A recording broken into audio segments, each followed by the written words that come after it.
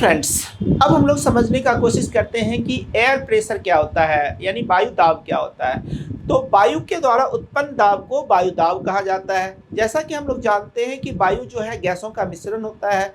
गैसों के मिश्रण के कारण वायु में भार की उत्पत्ति होती है और यही भार जो है वायु दाब को उत्पन्न करता है।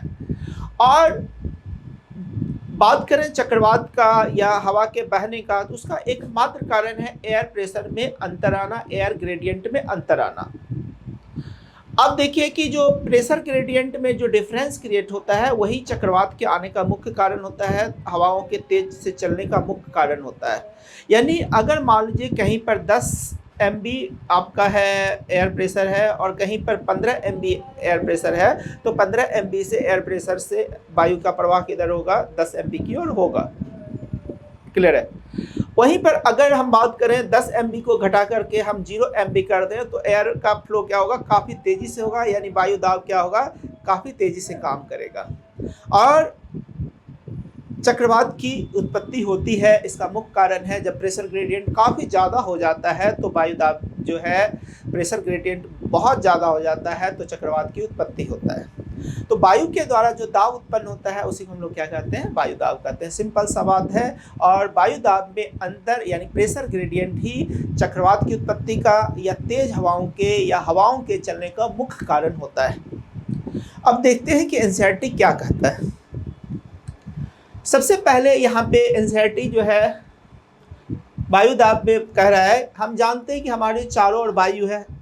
वायु के इस आवरण को वायुमंडल कहते हैं। वायुमंडलीय वायु पृथ्वी के तल से कई किलोमीटर ऊपर तक फैली हुई है और इस वायु द्वारा लगाए गए दाब को क्या कहा गया है, वायुमंडलीय दाब कहा गया है, यानी कि एयर प्रेशर कहा गया है।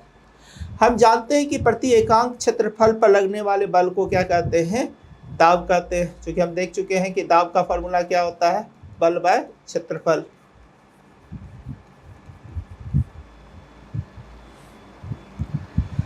यदि हम एक इकाई क्षेत्रफल की कल्पना करें, उस पर वायु से भरा हुआ एक लंबा बेलन खड़ा हुआ माने, तब इस बेलन में वायु पर लगने वाले गुरुत्व बल वायु दाब के बराबर होगा।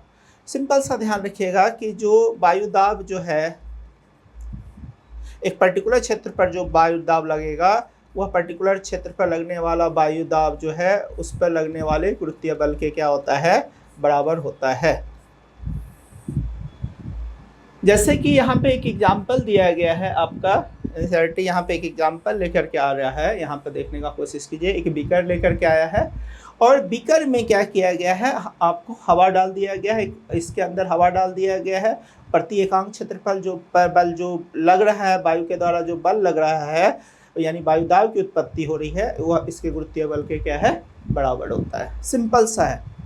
एक बार रीड कर देते हैं क्या कहना चाह रहा है।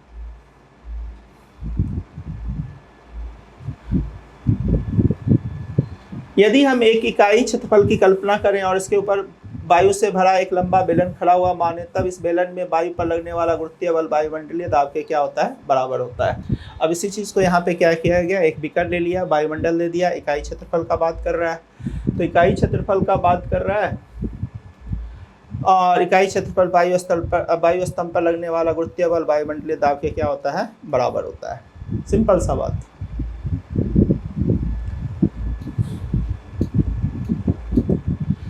अब आते हैं, एक और एग्जाम्पल यहाँ दे रहा है कि लेकिन क्वेश्चन आपको यहाँ पे एक ऑब्जेक्शन डाला है कि लेकिन वायुमंडलीय दाब है कितना। आइए इसके परिमाण के बारे में विचार करें। एक क्रियाकलाप दिया गया, बहुत ही इंटरेस्टिंग क्रियाकलाप है, आप इसको समझेंगे। देखिए,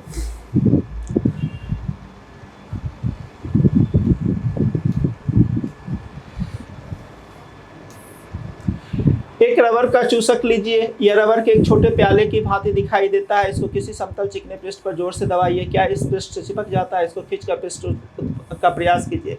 अब यहाँ पर देखिए क्या है, एक रबर का चूसक लिया गया है, एक पृष्ठ है, एक पृष्ठ पर दबाया हुआ रबर का चूसक और इसको इस पर दबाने का प्रयास किया गया है। तो आपसे पूछ रहा है, सवाल पूछ रहा है कि क्या यह इसके ऊपर क्या होगा, चिपक जाएगा या नहीं चिपकेगा। अब देखिए इसके बारे में क्या कहता है।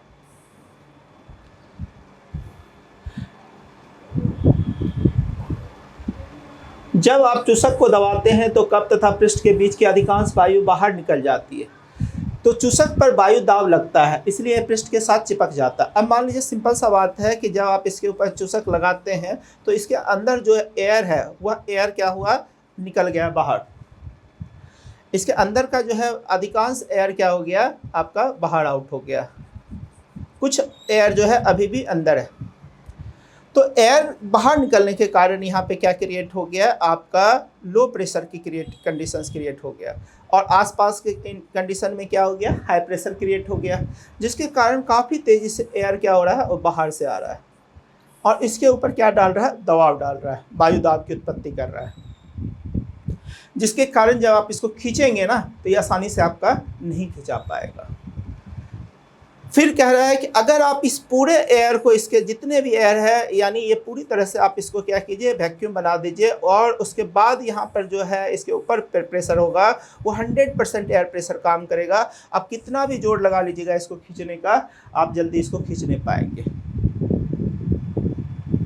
क्योंकि बाहर का एक्सटर्नल एयर प्रेशर जो है इतना ज़्यादा हो गया है कि आप प्रेशर लगाने के बावजूद भी आप उसको क्या कर पा रहे हैं, नहीं खींच पा रहे हैं। देखिए एनसीईआरटी क्या कर रहा है इसी कॉन्सेप्ट को समझने के लिए, जब आप चूसक को दबाते हैं तो कप तथा पृष्ठ के बीच अधिकांश वायु बाहर निकल जाती है। चूसक पर वायुमंडलीय दाब लगता है, इसलिए पृष्ठ के साथ चिपक जाता है। चूसक को पृष्ठ से खींचकर अलग करने के लिए लगाया गया बल इतना अधिक होना चाहिए कि यह वायुमंडलीय दाब पर पार पा सके। इस प्रकार क्रियाकलाप से संभवतः आपको वायुमंडलीय दाब के परिमाण का अनुमान लग गया होगा। वास्तव में यदि चूसक तथा पृष्ठ के बीच में समस्त वायु को, सारे एयर को क्या कर रहा है कि आप निकाल दो,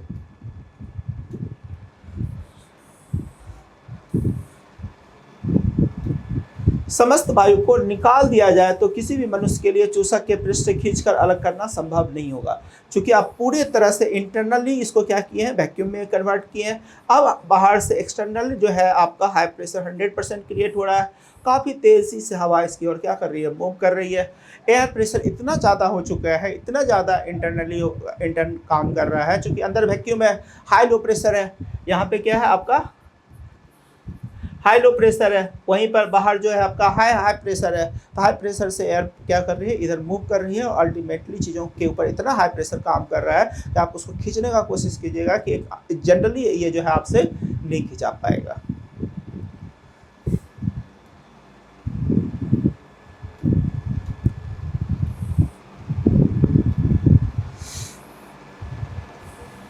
अब यहाँ पे कर रहा है एक एग्जांपल दिया है, इसका कैलकुलेशंस आपके पास दे दिया है। एक्चुअली इस एग्जांपल में एक 15 × 15 सेंटीमीटर क्षेत्रफल तथा वायुमंडल की ऊंचाई के बराबर ऊंचाई के स्तर में वायु के कारण लगने वाला बल 225 kg दरबार के किसी पिंड पर लगने वाले गुरुत्वीय बल यानी 2250 न्यूटन बल के बराबर होता है।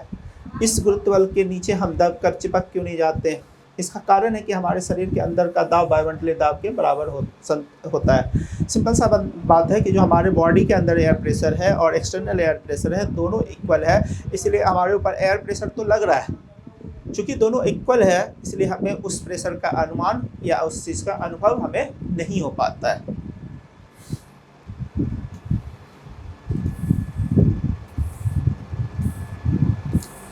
तो इस तरह से आपका जो है पूरा का पूरा एयर प्रेशर का कॉन्सेप्ट क्लियर हो गया। पूरा टॉपिक आपका फोर्स एंड एयर प्रेशर जो 8th क्लास का एनसीईआरटी में दिया गया है वो बहुत अच्छी तरह से एक एक कर करके स्मॉल वे में आपको काफ़ी एक्सटेंसिव तरीके से समझाने का कोशिश किया गया है। Thank you.